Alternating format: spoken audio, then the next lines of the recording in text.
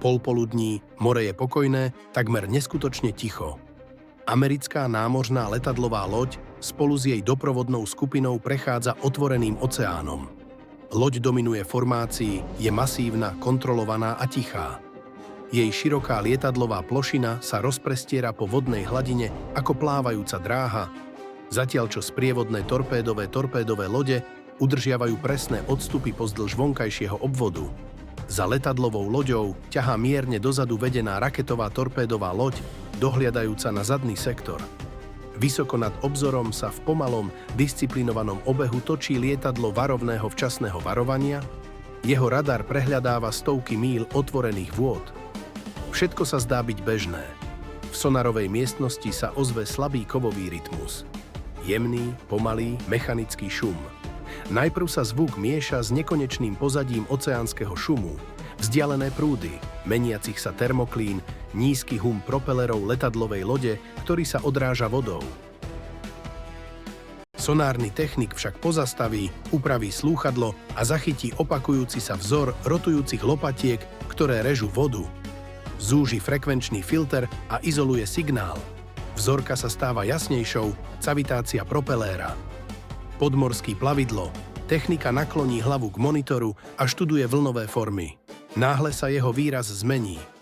Ďalší signál sa objaví mierne posunutý. Druhý rytmus propeléra, iná vzdialenosť medzi lopatkami, odlišná akustická stopa. 2 ponorky. Miestnosť stíchne. Technika spustí ďalší sken cez akustické spektrum a z temnoty pod hladinou vyjde tretia stopa. 3 oddelené kontakty. 3 ponorky sa pomaly pohybujú pod skupinou.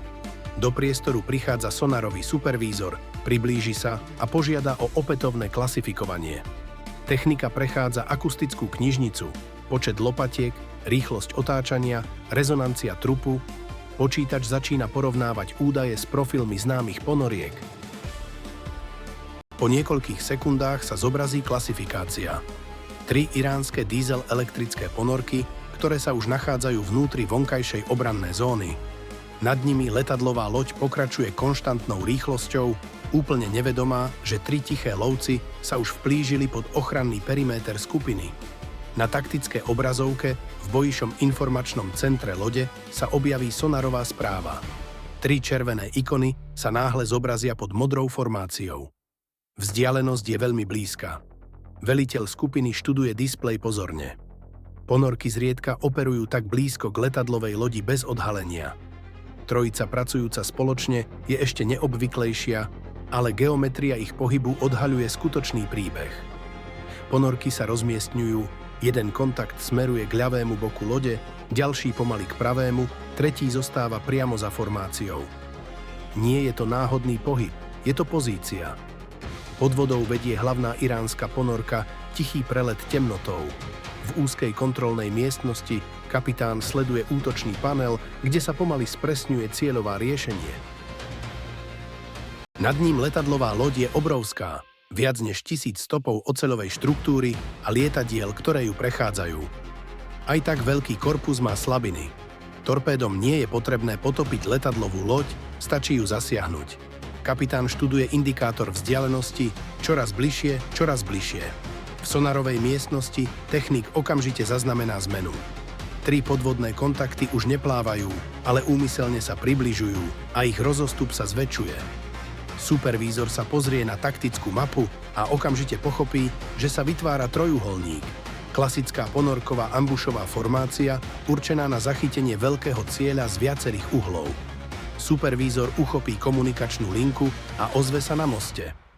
Viaceré podvodné kontakty potvrdené, 3 nepriateľské ponorky manévrujú vnútri perimetra. Ofikér paluby stuhne. Ako blízko? V streleckom dosahu. Slová visia vo vzduchu chvíľu. Následne zaznie rozkaz všeobecná pohotovosť. Alarm sa rozoznie po celej lodi, ostrý elektronický tón prechádza oceľovými chodbami a lietadlovými hangármi. Posádka sa okamžite pohne. Dvierka sa zatvoria, zbraňové systémy sa zapnú. V celej skupine sprievodných lodí sa lodné jednotky zrýchlia do obranných pozícií. Rotorové lopatky vrtuľníkov začnú vrtieť na lietadlových palubách torpédových lodí. Nad oceánom sa protiraketové vrtuľníky vznesú jeden po druhom, smerujúc k podozrivým podvodným lokáciám. Pod vodou však iránske ponorky už dosiahli útočné pozície. V hlavnej ponorke torpédový dôstojník sleduje výpočet cieľovej dráhy. Rozsah je optimálny, smer je zamknutý. Dôstojník sa obráti k kapitánovi, cieľ je získaný. Kapitán pomaly prikývne. Pripraviť hĺbky. Kovové dvierka sa v prednom torpédovom priestore posunú. Systémy stlačeného vzduchu sa napnú, chladná slaná voda zaplaví výbojové komory. Nad nimi letadlová loď nevedome pokračuje svojim kurzom po pokojnom mori. 3 torpédové trubky sú teraz nasmerované priamo na jej trup. V sonarovej miestnosti technik náhle zachytí výbuch propulzie. Očividne sa spúšťa torpéd. Na displeji sa objavia 3 výstupové signály naraz. 3 torpédové spúšťače odštartujú simultánne. 3 ponorky, 3 torpéda sa zrýchľujú vodou smerom k americkej lietadlovej lodi. Čas dopadu je menej ako 2 minúty. Hlas kričí cez bojové informačné centrum ako čepeň. Torpéd prichádza. Každá obrazovka v miestnosti sa rozsvietí na červeno. 3 jasné hrozby sa pretínajú po taktickom displeji. Každá predstavuje torpéd, ktorý sa rýchlo blíži cez temnú vodu k jadru skupiny. Ofikér paluby reaguje okamžite. Tvrdý kormidlový pohyb, plný výkon. Hlboko pod loďou sa poháňajú pohonnými hriadeľmi. Masívne turbíny nasávajú vodu a otáčajú propelermi, čím vytvárajú biely penivý vír za loďou. Letadlová loď začína otáčať. Nie rýchlo, nič také veľké sa nikdy neotáča rýchlo. No aj pomalá zmena kurzu môže znamenať rozdiel medzi prežitím a katastrofou. Okolo skupiny sprievodné lode okamžite prechádzajú z patrulnej postavy do plnej bojovej reakcie. Na torpédovej lodi strážiacej ľavý bok letadlovej lode dôstojník protitorpédovej vojny študuje dráhy torpéd na svojom paneli. 3 prichádzajúce zbrane, 3 rôzne prístupy. Sú dokonale konvergentné. Dôstojník hovorí pokojne. Nasadiť akustické protiopatrenia. V priebehu sekúnd sa z torpédových trubiek na trupe lode vyhadzujú cylindrické odvratné zariadenia. Zasypú sa do vody a rýchlo klesajú pod hladinu. Potom sa aktivujú. Oceán sa náhle naplní šumom. Umelé propelerové signály sa rozliehajú pod vlnami. Simulované motory, falošné kavitačné vzory, elektronické odrazy, ktoré napodobňujú akustický odtlačok masívneho korpusu. Pre torpédový riadiaci systém sa tieto odvratky javia ako nové ciele, ale prichádzajúce zbrane pokračujú v ceste. V iránskych ponorkách operátori torpédov pozorne sledujú svoje sledovacie displeje. Senzory torpédov okamžite zachytia odvratky. Napriek tomu jeden signál zostáva dominantný. Letadlová loď produkuje obrovskú akustickú stopu, ktorá aj v mori plnom odvratkov znie ako búrka pod vodou. Torpéda udržiavajú svoj kurz. Skupina spustí ďalšiu obrannú líniu. 2 torpédové lode odpália vrtuľníky, ktoré sa nízko nad vlnami rozbehli, ich rotory drvia vzduch. Každý vrtuľník nesie plnú protitorpédovú nálož, sonárne boje, torpéda a hĺbkové výbušniny. Keď sa vrtuľníky približujú k podozrivým lokalitám, posádky začnú nasadzovať sonárne boje v rýchlej sekvencii. Malé plávajúce senzory dopadajú do oceánu jeden po druhom, čím sa vytvára sieť počúvania. V sonarovej miestnosti letadlovej lode prichádzajú nové signály okamžite. 3 podvodné kontakty stále sa pohybujú, stále blízko. Vrtuľníci zužujú hľadacím riež. Jeden pilot sa nakloní k displeju, kontakt potvrdený. Ponorka je priamo pod nimi, hĺbka rastie, rýchlosť spomaľuje, snaží sa ujsť. Pripravujú hĺbkové výbušniny. Na letadlovej lodi torpédový displej odpočítava, vzdialenosť klesá rýchlo, 1 minúta 50 sekúnd. Torpéda sú už hlboko v perimetri skupiny. Ofikér, ktorý sleduje displej, seviera čelusť. Odvratky neodkláňajú. Kapitán torpédovej lode rozhodne nasadiť protitorpédový zachytovač. Z bočnej strany torpédovej lode spustí kompaktný odpalovač. Malý obranný torpéd vyletí do mora. Na rozdiel od tradičných zbraní, tento zachytovač nevyhľadáva lode, ale iné torpéda. Zbraň sa pod vodou zrýchľuje, smerujúc k najbližšiemu prichádzajúcemu hrozbe. Na sonarovom displeji sa 2 signály zbližujú. Následne sa pod hladinou ozve násilná výbuchová vlnka. Prvé prichádzajúce torpéd sa okamžite zničí. Dve ďalšie zostávajú v rýchlom priamom pohybe smerom k letadlovej lodi. Vrtuľníky pokračujú v útoku, hĺbkové výbušniny padajú do mora. O chvíľu neskôr sa voda rozoznie. Šokové vlny sa šíria vodou. V jednej iránskej ponorke trup sa trasie, svetlá blízkajú, posádka sa opiera o oceľové steny. Kapitán pevne drží konzolu. Udržať kurz. Vrtuľníky sa vracajú pre ďalší úder. V bojovom informačnom centre druhé torpéd náhle začne odkláňať. Akustické odvratky konečne fungujú. Systém riadenia zistí viacero cieľov. Na okamih váha, potom sa odkloní. Torpéd ostro odbočí od trupu lode a zamierí na jeden z odvratkov. O niekoľko sekúnd neskôr ďalší výbuch. Odvratok zmizne v bublinách a peny. Druhé torpéd je zničené, ale tretie je odlišné. Ignoruje všetky odvratky a rušivé signály a stále rýchlo prichádza. Na taktickom displeji posledná červená čiara smeruje priamo k letadlovej lodi. Vzdialenosť je 500 metrov, 400, potom 300. Ofikér sledí odpočítavanie, posledné torpéd stále cieľuje loď.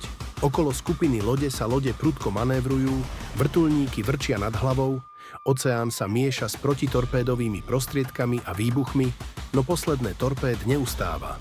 Vzdialenosť 3x1000 metrov sa zmenšuje na 300 metrov, potom na 200 metrov. V bojovom informačnom centre napätie je takmer hmatateľné. Dôstojníci sa nakláňajú ku konzolám, oči sledujú každý pohyb torpéd. Letadlové lode sú konštruované tak, aby prežili obrovské poškodenie.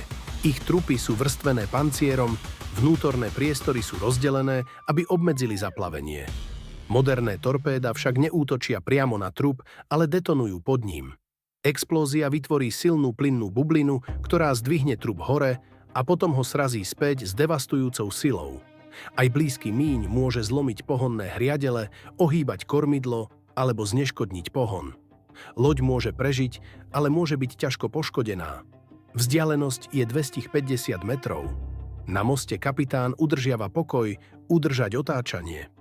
Masívny korpus pokračuje v otáčaní, jeho propelery rozprášajú oceán do bielej bubliny. Každý meter pohybu môže posunúť detonáciu torpédu. V bojovom centre prichádza nový rozkaz – aktivovať akustický rušič. Pod trupom lode sa spúšťa výkonný elektronický protiopatrení systém, ktorý zaplaví okolitú vodu intenzívnym šumom. Pre riadiaci systém torpédu sa oceán okamžite mení na chaos. Falošné odrazy, skreslené frekvencie, prekrývajúce sa signály. Torpéd však pokračuje v dráhe, vzdialenosť 200 metrov. V sonarovej miestnosti technik pozorne počúva cez šum, pohon torpédu preťala rušenie ako čepeň. Stále cieľuje loď, dôstojník vedľa neho sleduje digitálny odpočet 180 metrov, 170. Rušič zosilňuje. Na chvíľu sa signál torpédu na displeji mihne, krátke prerušenie. Riadiaci systém bojuje s konfliktným akustickým prostredím.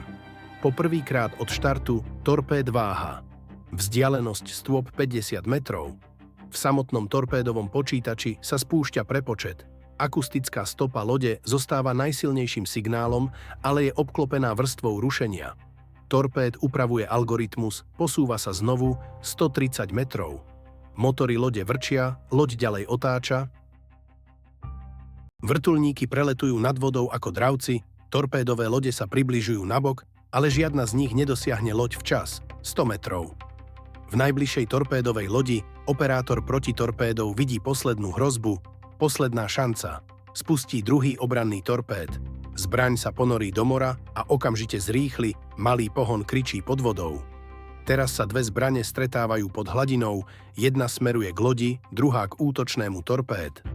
Vzdialenosť medzi nimi sa zmenšuje rýchlo, 80 metrov od lode, potom 70-60.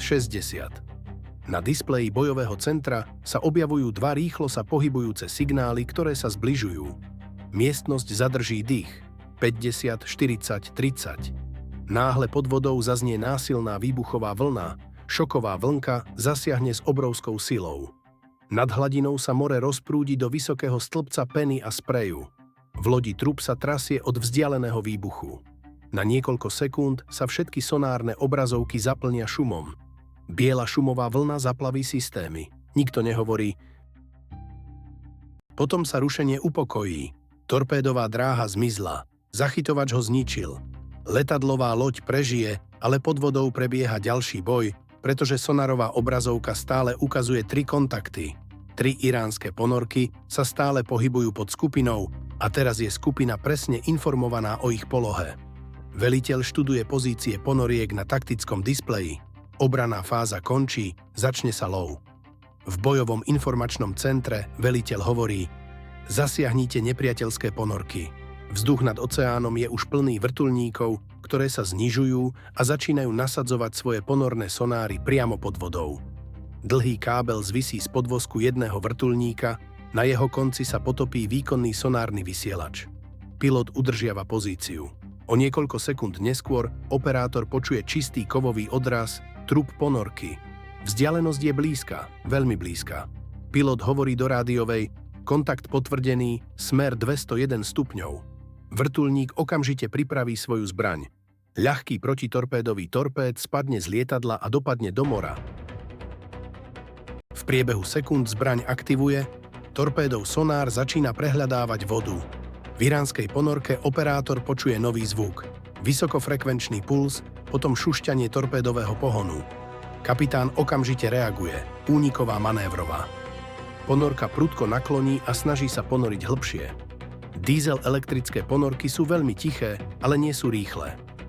Prichádzajúce torpéda zamierí na akustickú stopu ponorky, uzaviera vzdialenosť rýchlo. O niekoľko sekúnd neskôr sa pod vodou ozve masívna výbuchová vlna, voda sa rozprúdi do krutého prúdu peny a bublín.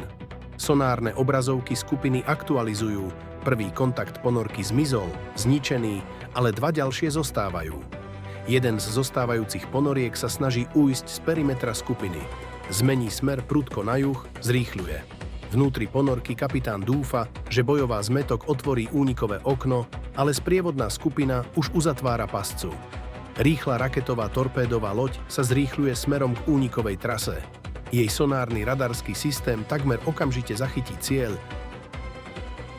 Kapitán lode dá rozkaz spustiť torpéd. Silná protitorpédová zbraň vyletí z lode a ponorí sa do mora. Torpéd začína loviť. V iránskej ponorke operátor počuje prichádzajúcu hrozbu, ďalšiu zbraň. Kapitán nasadí protiopatrenia, akustické odvratky, ktoré majú odlákať torpéd, ale torpédová loď používa pokročilé riadenie, ktoré odvratky ignoruje. Torpéd zamierí na skutočný cieľ, nie je kdekoľvek únik. Žiadna úniková cesta. O niekoľko sekúnd neskôr sa pod vodou ozve druhý silný výbuch. Druhý kontakt ponorky zmizol. 2 ponorky zničené, 1 zostáva. Posledná iránska ponorka sa rýchlo ponorí k morskej dne. Kapitán prikáže všetky motory vypnúť, plavidlo sa stane tichým, úplne nehybným. Na sonárnych obrazovkách ponorka takmer zmizne. Posádka dúfa, že oceánsky dno ich skryje. Niekoľko minút uplynie, voda sa opäť upokojí. Vrtuľníky krúžia nad vodou, prehľadávajú more. Sonárni operátori hľadajú najmenší zvuk. Jeden posádka vrtuľníka zaznamená jemný pohyb, metalické posúvanie, slabý akustický stopa. Pilot sa nakloní, možný kontakt smer 9.0. Ďalšia sonárna bója dopadne do mora. O niekoľko sekúnd neskôr signál sa stane jasným. Ponorka je stále tam, snaží sa skryť, ale bola nájdená. Posádka vrtuľníka pripraví poslednú zbraň, torpéd spadne do mora. Pod vodou sa okamžite aktivuje, prehliada morské dno so silným sonárom. Skrytá ponorka sa zjaví jasne v jeho senzore. Žiadny únik. O niekoľko sekúnd neskôr oceán exploduje posledný krát. Masívna podvodná výbuchová vlna sa šíri po morskom dne. Tretí kontakt ponorky zmizne zo všetkých sonarových obrazoviek. 3 ponorky napadnuté, všetky 3 zmizli. Po poslednom výbuchu oceán na chvíľu zostane podivne tichý.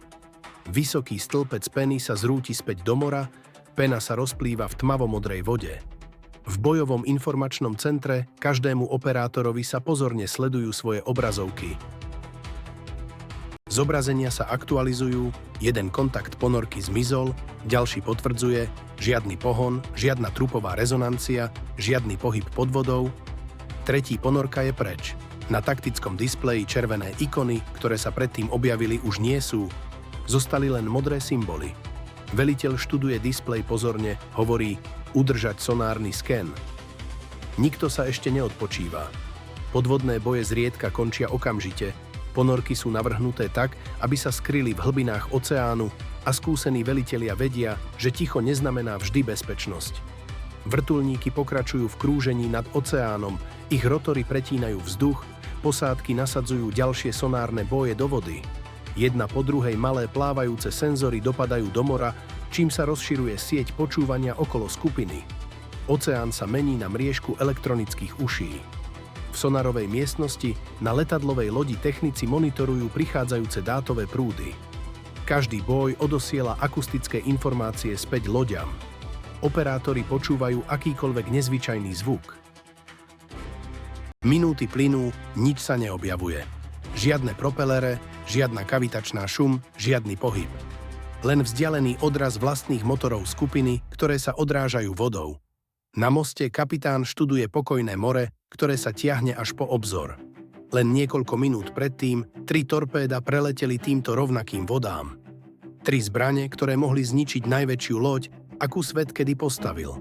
Teraz vyzerá oceán opäť pokojne, ale každý na palube vie, aká blízkosť bola.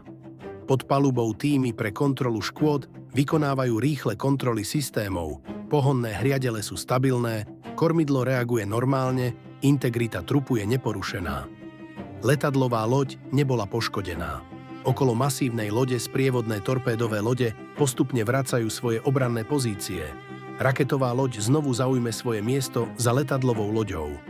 Vrtuľníky sa postupne vracajú na svoje paluby, pristávajú opatrne, pričom letoví technici ich usmerňujú na miesto. Na taktickom displeji v bojovom informačnom centre formácia skupiny sa pomaly stabilizuje, ale sonárne hľadanie pokračuje. 15 minút uplynie, potom 20. Stále nič. Nakoniec sonárový supervízor odloží slúchadlo a obráti sa k veliteľovi. Žiadne ďalšie kontakty neboli zaznamenané. Veliteľ prikývne, bezpečné od okamžitej hrozby. Po lodi sa napätie, ktoré zachvátilo posádku, začína mierne uvoľňovať, ale poučenie z útoku zostáva jasné. Celý zásah trval menej ako 10 minút. Od prvého spustenia torpédu po konečné zničenie ponoriek sa boj odohral s desivou rýchlosťou. Každý systém v skupine bol otestovaný, sonárni operátori odhalili hrozbu, torpédové lode nasadili protiopatrenia, vrtuľníky lovili pod vodou, zachytovače zničili prichádzajúce torpéda. Vrstva po vrstve obrany skupiny fungovali presne tak, ako bolo navrhnuté, bez váhania a bez oneskorenia. V sonárovej miestnosti technik prechádza nahranými akustickými záznamami, 3 spúšťacie signály, 3 torpédové dráhy, 3 podvodné kontakty, všetko už preč. Mimo lode letadlová loď pokračuje v pohybe po otvorenom oceáne. Jej masívny trup rovnomerne reže vodu, za sebou zanecháva dlhý biely stopu. Z diaľky vyzerá skupina pokojná, usporiadaná, nezmenená. Ale pod povrchom mora ležia pozostatky 3 ponoriek, ktoré položili svoj ambuš. Ich útok trval len niekoľko minút a letadlová loď, hlavný cieľ celého útoku, nikdy nezozmerala spomalenie.